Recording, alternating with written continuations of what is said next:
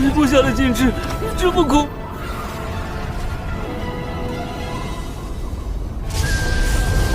不太对，准备好，我们就快抵达禁区附近了。也是我们的了。进。这个世界从今往后的探路，好在脱下。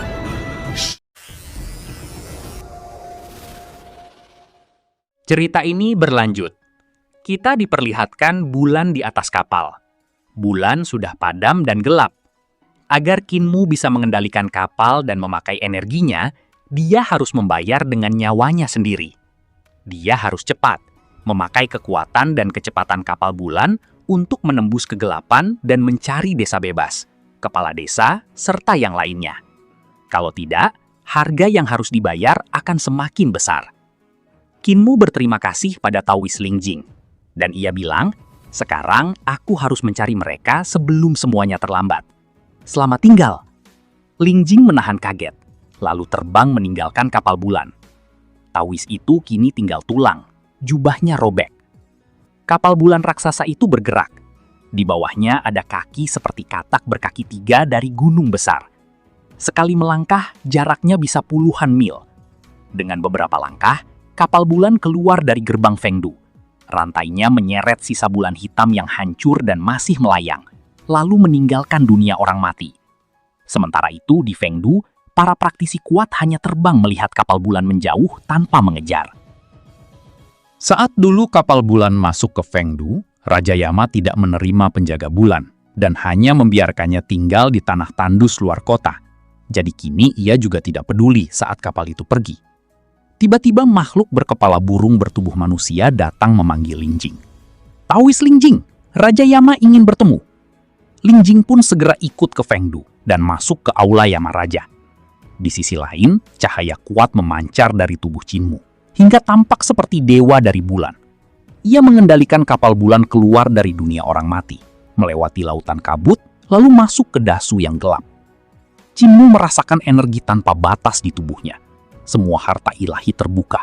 Embrio roh, 5 elemen, 6 arah, 7 bintang, makhluk surgawi, hidup dan mati, hingga jembatan ilahi. Semuanya dipenuhi energi besar yang terus mengalir masuk. Di dalam kapal bulan ada formasi rumit. Saat tangannya menyentuh pilar besar, formasi itu aktif dan energi tak terbatas mengalir, membangun ulang tubuh, jiwa, dan embrio rohnya. Bahkan mendorongnya melampaui jembatan ilahi menuju alam dewa yang tak terbayangkan. Sulit dibayangkan seberapa kuat jika kapal ini utuh. Kapal bulan melaju menembus gelap. Pemandangan di sekitarnya berkedip seperti bayangan waktu. Liontin giok di leher Kinmu membesar dan menunjuk ke tempat jauh dalam kegelapan. Lalu tiba-tiba terlepas dan terbang menjauh. Kinmu mengendalikan kapal bulan dan mempercepatnya agar tidak kehilangan liontin giok. Saat melaju, ruang di sekitarnya tertekan hingga muncul petir dan kilat yang terus merobek kegelapan. Di atas kapal, batu-batu besar dari bulan yang hancur terus jatuh, meninggalkan jejak api saat melesat ke dalam dasu. Kemanapun kapal melangkah, meteor berjatuhan di belakangnya, hingga area sekitarnya dipenuhi api dan asap. Di dek kapal terdapat banyak istana tempat para penggembala bulan dulu tinggal, tetapi mereka sudah musnah setelah pertempuran besar. Bahkan penjaga bulan terakhir pun telah ditelan kapal bulan, saat Kinmu menjadi penjaga bulan baru. Raja Iblis Dutian dan Naga Kilin bersembunyi di istana yang masih utuh untuk menghindari aura Kinmu yang menggetarkan. Naga Kilin tertidur karena guncangan, sementara Raja Iblis Dutian tetap terjaga dan melihat keluar jendela. Raja Iblis Dutian melihat Kinmu berdiri tinggi di tengah pilar seperti gunung. Kekuatannya berubah jadi cincin cahaya bulan yang jatuh di tubuhnya dan terasa menakutkan. Ia bergumam, dunia ini tidak sederhana. Artefak dewa seperti ini butuh jalan, teknik, dan seni ilahi yang sangat dalam, bukan buatan peradaban biasa. Hatinya goyah dan bingung. Ia ragu apakah pantas menyerang dunia seperti ini. Yang membuatnya takut bukan hanya kekuatan dunia ini, tapi sesuatu yang pernah menghancurkan hal serupa. Di dasu yang gelap, banyak monster besar menyerbu.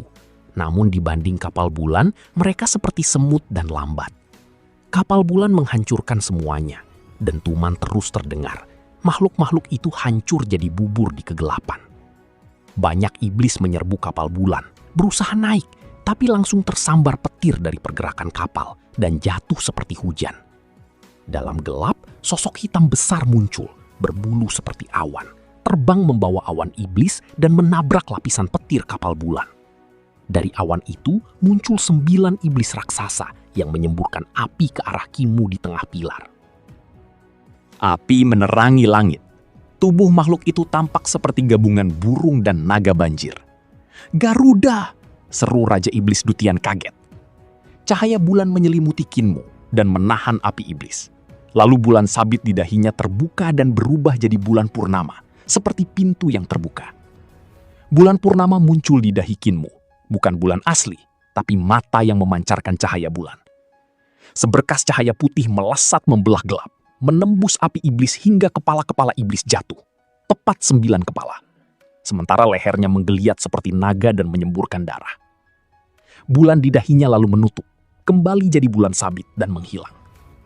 Raja Iblis Dutian terdiam, dalam hati bersumpah setelah bebas ia tak akan menyerang dunia ini.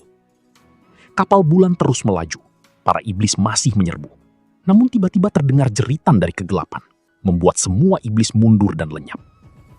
Liontin Giok Kinmu yang melayang di depan kapal tampak kecil seperti debu. Tiba-tiba berdenting seolah menabrak penghalang tak terlihat. Di depannya muncul riak seperti dinding air dari langit ke bumi. Bergetar lembut lalu melebar dengan liontin di tengahnya. Dari dalam riak itu, perlahan terlihat dunia lain yang megah. Itulah desa bebas. Kinmu berdiri di atas kapal bulan, tangan merentang memegang pilar. Tampak seperti raksasa yang dihukum sambil menatap dunia di depannya. Di belakangnya, sisa bulan melayang dan meteor terus jatuh, menerang kegelapan saat menghantam kapal. Sementara para iblis terlihat kacau di balik cahaya. Namun di depan terbentang tanah suci yang tenang dan terisolasi, penuh misteri, seolah tak pernah disentuh kegelapan. Sulit dipercaya tempat setenang itu ada di Dasu. Di hadapannya terbentang hutan luas dan pegunungan tanpa ujung. Lalu di kejauhan tanah terbelah, dipisah laut dan awan. Dan di tengahnya berdiri kota yang melayang seperti tempat tinggal para dewa. Langit dipenuhi awan emas dan cahaya. Di bawahnya istana menjulang tinggi. Sementara puncak-puncak gunung berlapis emas melayang di antara awan. Di dalam awan berdiri patung dewa megah, seperti kaisar yang menjaga wilayahnya. Tak jauh, sebuah mesin raksasa melayang tinggi, dipenuhi formasi rumit dari besi dan emas, memancarkan cahaya yang menghubungkan langit dan kota. Namun, semua itu kini sudah hancur. Kinmu terkejut melihat desa bebas yang hancur. Kota langit yang dulu megah, kini jadi reruntuhan. Istana berlubang, gunung-gunung pecah, dan puing batu mengapung di lautan awan. Sementara patung dewa berdiri miring dan rusak. Di langit, titik hitam besar menelan hampir setengah matahari, menyisakan lingkaran emas. Kota di atas awan dan mesin raksasa juga hancur. Hanya beberapa yang masih berjalan menjaga batas desa bebas. Tak jauh dari kapal bulan, ada papan miring di hutan dengan tulisan Xiaopal yang sudah rusak. Kesedihan besar tiba-tiba memenuhi hati Kinmu. Desa bebas sudah hilang. Tak ada lagi tempat untuk bahagia. Kinmu yang berdiri di kapal bulan tampak seperti raksasa yang dihukum, lalu berlutut dan menangis. Air matanya jatuh ke lantai. Rumah yang ia rindukan telah hancur. Semua yang ia bayangkan, keluarga, tetangga, teman, lenyap seperti pasir tertiup angin. Tak ada lagi rumah, ibu, atau ayah. Semua impiannya hilang. Ia tersadar, dirinya masih yatim piatu yang dibesarkan orang tua di desa lansia. Raja Iblis Dutian melihat Kinmu berlutut di antara pilar. Tubuhnya diselimuti cahaya bulan yang redup, kepalanya tertunduk dan bahunya bergetar. Ia bisa merasakan penderitaan pemuda itu, sama seperti saat dunianya sendiri hancur dulu. Ketika ia menangis, marah, melawan utusan kematian demi menyelamatkan kaumnya. Namun akhirnya jatuh berkali-kali hingga menyerah pada takdir. Dalam diri Kinmu, ia melihat dirinya di masa lalu, muda dan putus asa. Saat hidup terasa lemah dan hilang arah, mudah bagi seseorang jatuh dalam kegilaan. Seperti mutiara di lumpur, sulit terlihat. Berapa banyak usaha, luka, dan kehancuran yang harus dilewati sebelum seseorang bangkit lagi, bukan kembali tenggelam dalam rasa takut. Cerita ini berlanjut. Kita diperlihatkan Kinmu yang mengangkat kepala. Tatapannya dingin, matanya bersinar seperti bulan. Saat berdiri di kapal bulan, emosinya tidak stabil karena banyak pikiran. Ia berkata bahwa ia datang bukan untuk desa bebas, tapi mencari kepala desa, nenek Si, dan yang lainnya. Desa lansia cacat adalah rumahnya, dan desa bebas tetap di hatinya. Kinmu lalu melihat sekitar dan menemukan patung batu di batas penghalang. Bahkan makhluk kuat sulit menembus dasu tanpa membawa patung dewa. Tapi patung itu sangat berat dan sulit dibawa jauh. Patung-patung itu awalnya dipindahkan dengan kekuatan besar untuk mengusir kegelapan. Namun setelah masuk ke desa bebas, patung itu tidak lagi berguna dan ditinggalkan. Hati Kinmu gelisah. Kepala desa bisa membawa apoteker untuk berjalan di kegelapan dan menghadapi hal aneh. Sedangkan si bisu punya caranya sendiri. Kakek Ma, si cacat, si jagal, dan si buta butuh patung batu agar bisa bergerak di kegelapan. Kini tubuh mereka sudah pulih, jadi bisa pergi lebih jauh sambil membawa patung dewa. Kemampuan si tuli tidak diketahui, tapi bahkan iblis dan dewa tidak meragukan lukisannya. Guru kekaisaran Yang Kang pun sangat menghargainya. Yang membuat nenek Si khawatir, Li Tianxing bersembunyi di tubuhnya. Jadi seharusnya ia juga bisa membawa patung dewa. Patung di sini kemungkinan ditinggalkan penduduk desa. Kinmu berpikir mereka mungkin sudah menemukan jalan ke sini, tapi bisa jadi terjebak sehingga tidak bisa kembali ke desa saat tahun baru. Kinmu membuka mata dan memakai jurus mata dewa dari si buta sampai penuh. Ia bertekad membawa kepala desa dan nenek pulang saat tahun baru.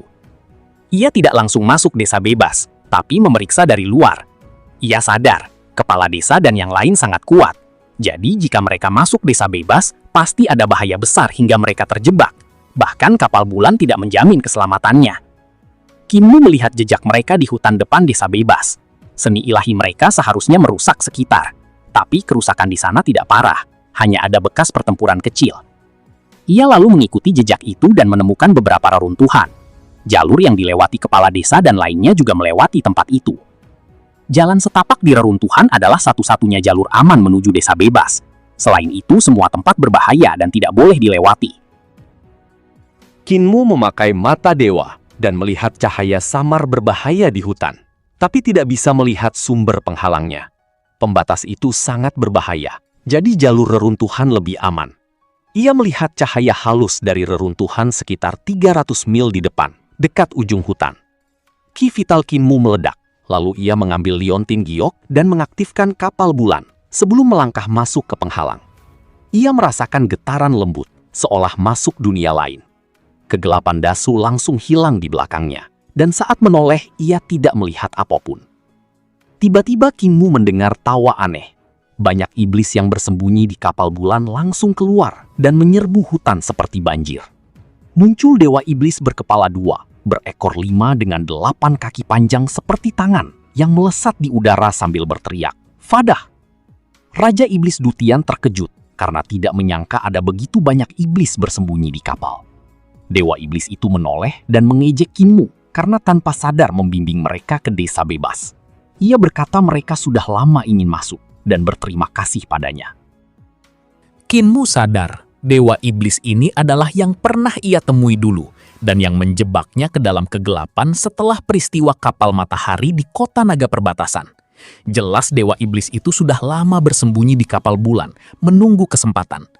Dewa iblis itu sudah tahu Kinmu akan kembali dan memakai kapal bulan untuk ke desa bebas. Kini rencananya berhasil. Ia memerintahkan para iblis merebut sisa tanah suci dan menyerbu hutan. Kinmu tetap tenang melihat itu. Tiba-tiba, denyutan aneh muncul dari hutan. Dan puluhan ribu iblis langsung meleleh jadi daging, lalu hancur jadi abu tertiup angin. Dewa iblis terkejut dan langsung mundur sambil berteriak, "Samparami!" Pusaran air besar muncul dan menyedotnya masuk. Kinmu mengenali teknik itu karena dulu pernah dipakai untuk menjebak kepala desa, membuat ruang menuju pantai seberang. Namun kali ini, bahkan Dewa Iblis itu sendiri ikut terseret masuk. Dewa Iblis itu memakai tekniknya untuk kabur dari bahaya hutan, bukan untuk menjebak. Tiba-tiba, bola api muncul dari hutan, dan cahaya melesat ke langit. Jejak darah terlihat, lalu mayat Dewa Iblis jatuh dan langsung jadi abu saat menyentuh hutan. Di kapal bulan, Raja Iblis Dutian ketakutan dan sadar tempat ini sangat berbahaya. Kinmu menatap dengan mata dewa dan berkata, kematian para iblis membuktikan dugaannya bahwa area terlarang ini bukan untuk melawan musuh, tapi untuk mencegah penduduk desa bebas keluar. Dan semua ini adalah sisa kekuatan yang menghancurkan Dasu. Raja Iblis Dutian kaget, lalu paham ucapan Kinmu. Area terlarang ini bukan untuk melawan musuh luar, tapi untuk mencegah penduduk desa bebas keluar. Siapapun yang masuk atau keluar akan langsung dihancurkan tanpa ampun. Reruntuhan di samping adalah jalan buatan penduduk desa bebas untuk kabur, bukan terbentuk alami. Kinmu menyimpulkan dari petunjuk kecil bahwa orang yang mengajarinya sangat licik. Raja Iblis Dutian gemetar, karena sadar iblis yang menempel di kapal bulan sudah diketahui Kinmu sejak awal, dan sengaja dibiarkan untuk menguji jalan. Ia pun merasa Kinmu sangat kejam, dan gurunya pasti lebih berbahaya. Raja Iblis Dutian mengamati area terlarang dan sadar, tanpa kapal bulan mereka tak bisa masuk. Jika dipaksa, kapal akan memicu area itu dan bisa hancur. Saat ia berpikir, kapal bulan tiba-tiba bergetar, lalu roboh dan berhenti. Aura dewa di sekitar Kinmu menghilang, sehingga ia lega. Karena jika kapal masuk lebih jauh, semua akan hancur. Meski melihat kehancuran desa bebas, Kinmu tetap tenang dan cerdas, hingga membuatnya kagum. Lalu Kinmu menendang naga kilin hingga bangun. Naga kilin mengikutinya dan bertanya pelan mereka ada di mana. Raja Iblis Dutian marah, karena naga kilin justru bertanya setelah tidur sepanjang jalan. Naga kilin tersenyum dan menyindir bahwa Raja Iblis Dutian juga tidak tahu posisi mereka karena tertidur. Kinmu yang berada di antara pilar raksasa kembali normal, lalu menarik kakinya dari kapal bulan. Kapal sempat menyatu dengan kakinya, tapi ia bisa melepaskannya karena ukurannya sudah menyusut. Kinmu berdiri namun sangat lemah. Banyak harta ilahi dari kapal bulan tertutup, dan hanya embrio roh serta harta ilahi 5 elemen yang tersisa. Energi kapal terlalu besar, sehingga untuk mengendalikannya, ia harus mengorbankan kekuatan hidupnya. Ia sadar, Yang Jingjing lebih menderita karena tinggal lama di kapal matahari. Setelah itu, Kinmu mengatur napas, minum pil untuk pulih, lalu bangkit dan mengajak Raja Iblis serta Naga Kilin masuk ke area terlarang. Raja Iblis Dutian gemetar, lalu bertanya apakah Kinmu ingin memakai pengetahuan dan penglihatannya untuk masuk dan melakukan pencarian. Kinmu mengangguk dan berkata hanya dia yang bisa membawanya masuk karena visinya lebih kuat. Dutian tertawa sombong, lalu sempat mengejek, tapi segera mengubah nada dan meminta dilepaskan sesuai janji jika membantu. Kinmu setuju dan berkata akan menepati janji, bahkan bersedia membuat perjanjian penguasa bumi. Namun Dutian menolak karena tidak percaya dan yakin Kinmu akan menjebaknya lagi. Kinmu tertawa dalam hati karena Raja Iblis Dutian mengenalnya dan ia merasa masih terlalu baik. Ia naik ke punggung Naga Kilin bersama Dutian lalu turun ke tepi area terlarang. Dutian gugup dan berkata jalur aman ini dibuat dari dalam sehingga aman untuk keluar, tapi berbahaya jika dipakai masuk. Mereka harus tetap dekat dan tidak salah langkah karena bisa mati. Kinmu maju membuka dada patung dewa dan menyesuaikan roda gigi sambil memperingatkan agar Dutian tidak macam-macam. Dutian pun menjawab kesal namun setuju untuk tetap dekat. Kinmu mengikuti Dutian, sementara 4 wajah dan 12 mata Dutian mengamati area terlarang sambil menghitung bahaya. Ia memakai ki iblis untuk menghitung ruang hingga angka dan run memenuhi udara. Kinmu kagum pada kemampuan aljabarnya. Dutian menjelaskan, tanpa aljabar, orang hanya memahami bentuk seni ilahi, bukan intinya. Kinmu tertarik belajar dan menyebut kitab misteri tertinggi yang memakai simbol 8 trigram sebagai sistem bilangan oktal yang rumit. Dan pada akhirnya, spoiler untuk episode kali ini pun bersambung. Oke, Cukup sekian, terima kasih untuk video kali ini dan sampai jumpa di video berikutnya. 我们就快抵达禁区附近了。也是我们的了。这个世界从今往后的探路，不再多想。